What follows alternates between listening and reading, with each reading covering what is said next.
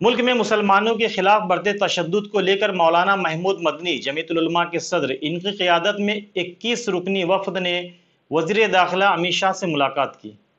मुलाकात करने के बाद इन्हें मुसलमानों के ताल्लुक़ से मुल्क में जो हालात बन रहे हैं, जिस तरह से फ़िरका परस्ती बढ़ रही है, जिस तरह से मुसलमानों के ख़िलाफ़ तशद्दुद फैल रहा है, इन बातों की शिकायत की और हालात को उनके सामने रखा। इस वफ़द में मुसलमानों के मुख्तलिफ हलकों से तकरीबन 21 रहनुमा मौजूद थे, जिसमें मुंबई अंजुमन इस्लाम के डॉक्टर ज़हीर काजी भी मौजूद थे। हम आपको बताएंगे कि अमित शाह से मुस्लिम वफ़द की क्या मुलाकात हुई। आप सुनिए डॉक्टर ज़हीर काजी की ज़ुबानी। ये वज़ीर दाखिला के साथ ये मीटिंग इसलिए रखी गई थी, जो आज का माहौल जो बना है और मुसलमान बहुत परेशान है इस मामला को लेके, तो इस सिलसिले में उनसे मीटिंग रही। उनको एक मेमोरेंडम दिया गया पॉइंट वाइज, उन्होंने पढ़ लिया, फिर उस पर डिस्कशन हुआ और बहुत सारे चीज़ों पे उन्होंने कहा नहीं ये तो ठीक है, और एक दो तीन चीज़ों पे वो डिस्कशन करना चाहते थे।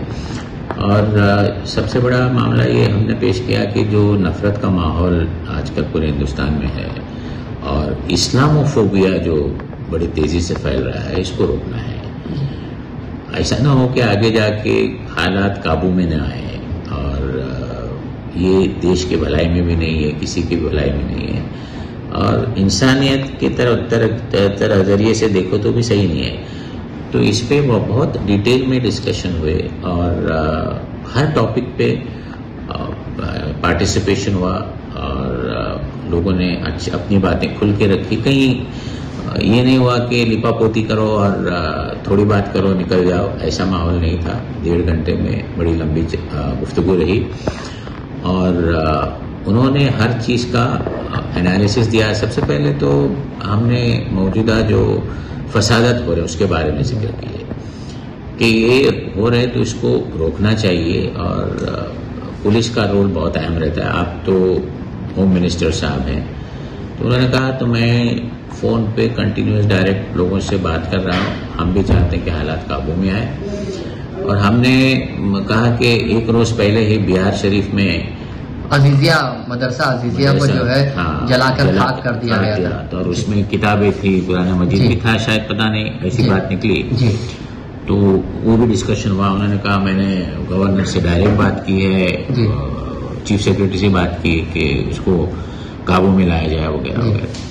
तो उन्होंने अपनी बात बताई कि मैं भी पूरी कोशिश में हूँ कि ये मामला तो आगे न बढ़े।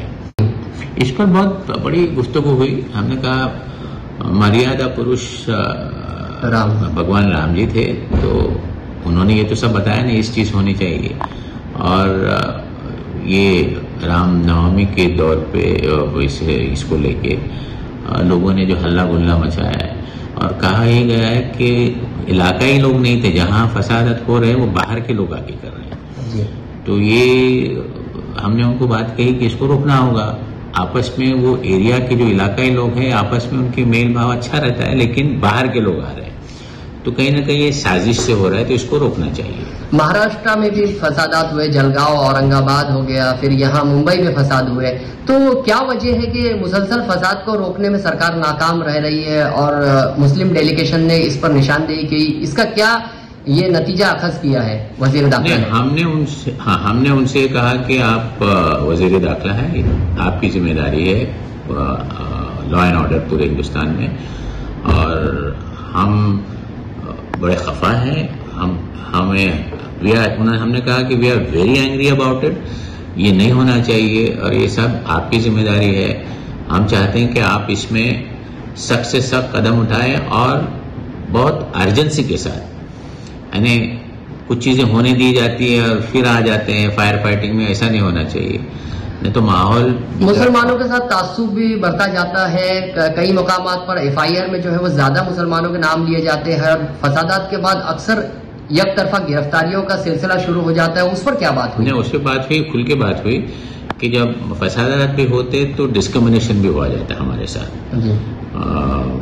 वो टारगेट हम ही किए जाते हैं और ये हकीकत भी है और इसको रोकना चाहिए।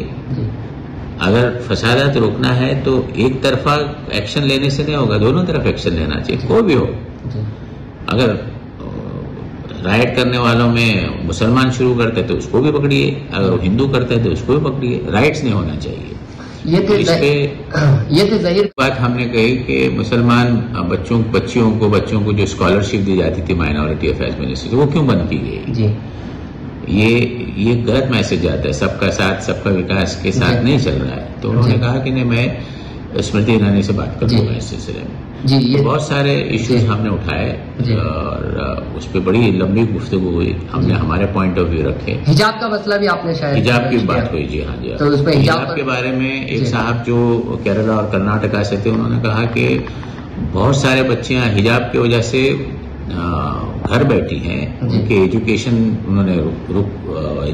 बंद हो गया उनका और वो तालीम से महरूम हो गई। और यहाँ तक कि तो उस पर काफी डिस्कशन हुआ। जो हाई कोर्ट का जजमेंट आया वो जहाँ यूनिफॉर्म का मसला होता है स्कूलों में वहां तक सही है, लेकिन कॉलेजेस में इधर उधर हर जगह पे लोगों ने जबरदस्ती शुरू की है। जहाँ जब बच्चे हमारे एग्जाम में जाते हैं हिजाब के साथ तो उनको भी रोका जाता है, वो नहीं होना चाहिए। और एक बात कही गई, मौलाना ने अच्छी बात कही वहाँ है कि देखिए जनाब, पहले हम ये एक ऐसा माहौल था कि एयरपोर्ट पे जा रहे, अगर नमाज का वक्त होता है तो कहीं बाजू में रख के एक आदमी अलग से पढ़ लेता है, 2 मिनट में खत्म होता है। लेकिन अभी वो कोई पढ़ने लगा नमाज तो पुलिस आके पकड़ लेती है। तो बोला नहीं, ये तो नहीं होना चाहिए। बोला आप इस पे देखिए। उन्होंने खुद का ये बताया कि मेरा भी एक्सपीरियंस ये रहा कि आजू बाजू पैसेंजर्स को कुछ ये ऑब्जेक्शन नहीं रहता, लेकिन कोई कंप्लेन कर देता है, उसका वीडियो निकालता है, फिर पुलिस आके परेशान करती है। ये क्या बात हुई? ये थे जहीर काजी जी जो बता रहे थे कि जिस तरह से वजीर दाखिला के साथ एक मस्बत मीटिंग हुई, उन्होंने मुसलमानों को एहसास दिलाया है कि वो पूरी तरह से मुल्क में महफूज है और अमन और अमान का जो है मुल्क गहवारा है, और इसमें अगर कोई फिरका परस्त अनासिर गड़बड़ी करता है तो उस पर कार्रवाई की जाएगी और वो हालात पर नजर रखे हुए है। जहां का इंसाफ की खास रिपोर्ट। सवेरा न्यूज नेटवर्क को लाइक करें, सब्सक्राइब करें और बेल आइकन दबाना ना भूलें।